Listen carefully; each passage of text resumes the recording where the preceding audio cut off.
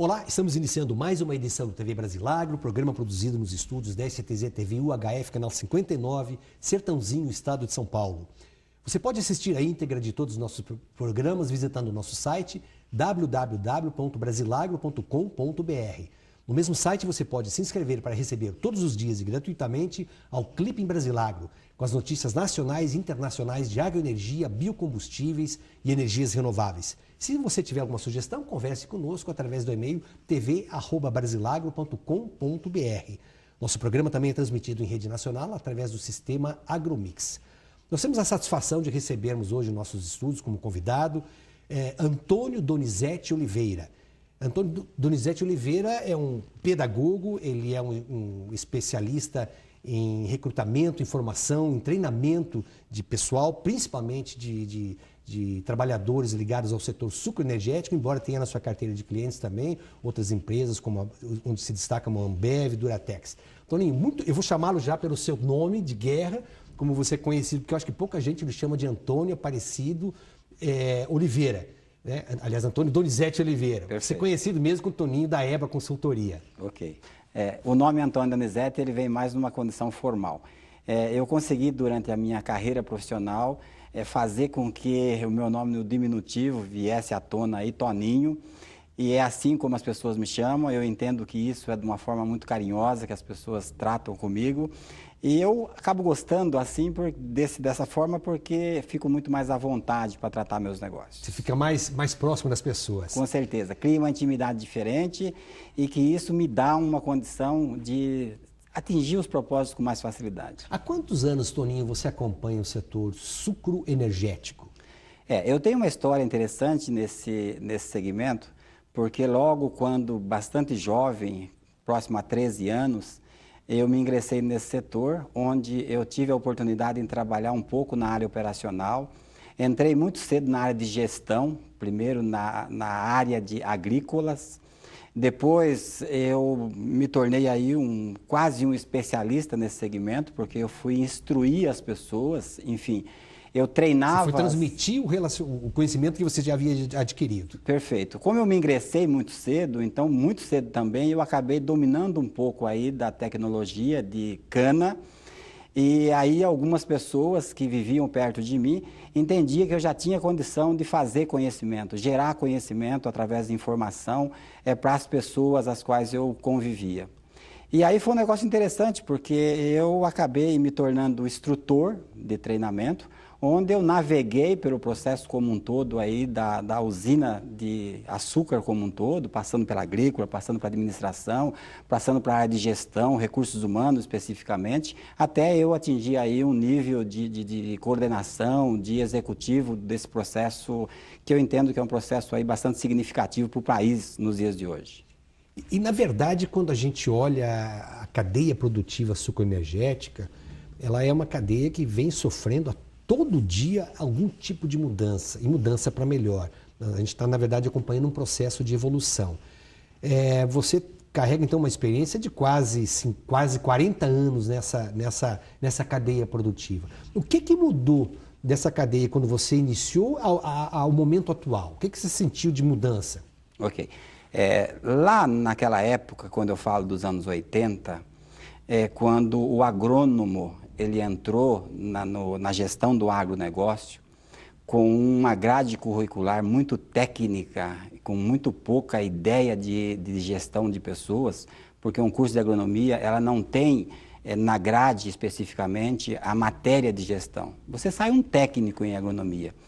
E eu já via falar naquela época, há 25 anos atrás, há 30 anos atrás, que o mercado do agronegócio ia caminhar para a especialização das pessoas. E eu via na época, e eu ouvia na época as pessoas falando assim, olha, se eu não tiver um curso de técnico agrícola, por exemplo, eu não vou conseguir trabalhar sequer operando uma máquina. Se eu não tiver um curso de técnico, enfim, de uma formação dessa natureza que nós temos hoje aí, intermediária, ensino fundamental, ensino médio, eu não conseguiria trabalhar dentro desse processo. E o que ocorreu de evolução de fato foi isso. O que ocorreu na linha de equipamento?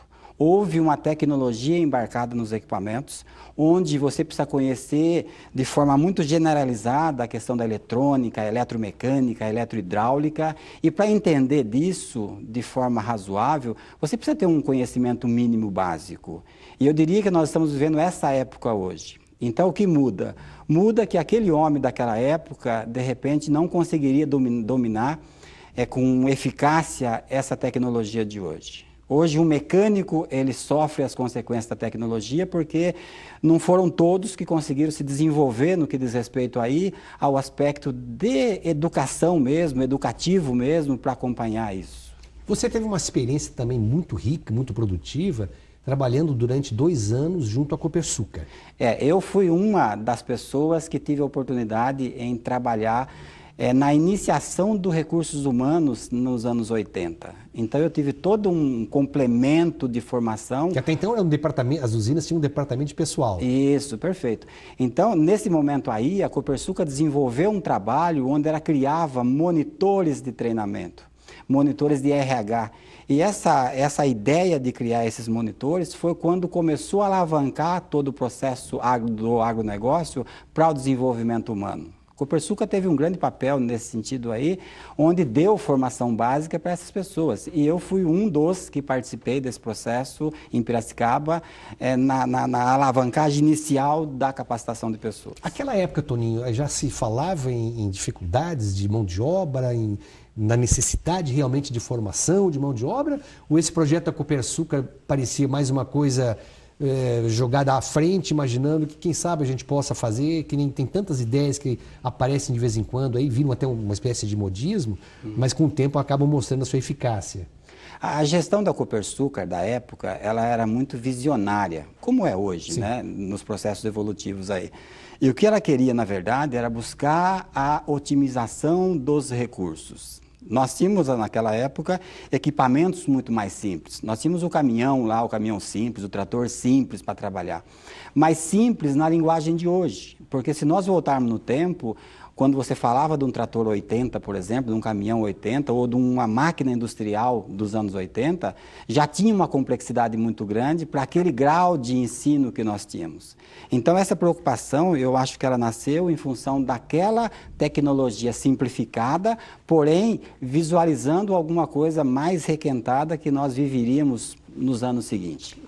Em que momento você decide criar a EBA Consultoria?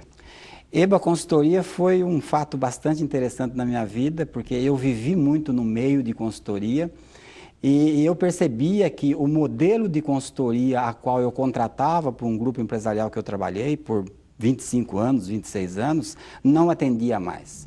Porque a legislação começou a chegar na contratação de serviço onde exigia uma porção de documentos, ou seja, precisava ter um vínculo da empresa contratada com o sujeito que prestaria o serviço. E na maioria dos casos que eu contratava, eu tinha uma condição de freelance trabalhando para um sujeito principal. E aí eu percebia que a dificuldade existia de eu documentar isso. Então eu comecei a pensar com 2 anos antes de montar o negócio e eu falava comigo o seguinte, olha, tem que montar uma empresa de consultoria onde essa empresa conseguisse atingir todos os requisitos daquela época e ao decorrer do tempo que com certeza eu já saberia dizer na época que o negócio ia evoluir. Então, quando se pensou em montar a EBA, era montar uma empresa de consultoria onde nós pudéssemos ter o quadro de pessoas vinculado a um CNPJ, a uma pessoa jurídica, com essas pessoas fixadas aí, com uma única fonte de renda e também essa pessoa jurídica dando todas as condições técnicas de ensinamentos e recursos materiais para a gente poder desenvolver o serviço nas empresas. E é assim que nós caminhamos até nos dias de hoje. Que ano que você funda a EBA? Em 1997, nós começamos a mexer com o negócio e fundamos de fato... 97, Toninho, você estava no auge da crise provocada pela desregulamentação do setor sucroenergético. Fernando Henrique, de uma penada só, desregulamentou o setor e vivemos aí 24 meses dos piores que a história da cana já viveu no país. E você vai empreender uma empresa, uma consultoria nesse momento. E foi interessante, que eu deixei meu emprego, onde eu era muito bem remunerado, e para sair nesse mercado, mas eu confesso que eu não levei isso em conta. porque eu tinha uma penetração no mercado na época, dentro do setor e fora do setor, por uma atividade que eu desenvolvia nesse grupo. Tanto é que tão logo que eu fundei, no início de de 98, eu já saí do agronegócio, comecei a trabalhar na área de cerveja, na área de madeira. Ambev, Duratex. O Duratex. Pode falar os nomes aqui. Ok, não tem problema. Então, eu trabalhei para esse grupo por um tempo e nisso eu consegui fazer uma clientela fora do hall aí de açúcar e álcool, e já no ano de 99, no final do ano 99, voltou muito rápido a questão do setor. A partir daí toma uma velocidade, uma dimensão completamente nova. Perfeito. Iniciamos 2000 numa condição muito diferente da qual nós vivíamos em 99. Em 2000, rapidamente as usinas se organizaram, buscaram referência nossa, sabia já que nós estávamos no mercado e com poucos meses nós já tínhamos na nossa carteira 6, 7, 8, 12 usinas. Ok? Tanto é que isso foi se propagando. Na condição de hoje, nós temos em torno de 460 clientes. Desses 460, nós temos 90 usinas. Eu quero conversar um pouquinho com você sobre essas 90 usinas. Isso já, logo depois do nosso comercial.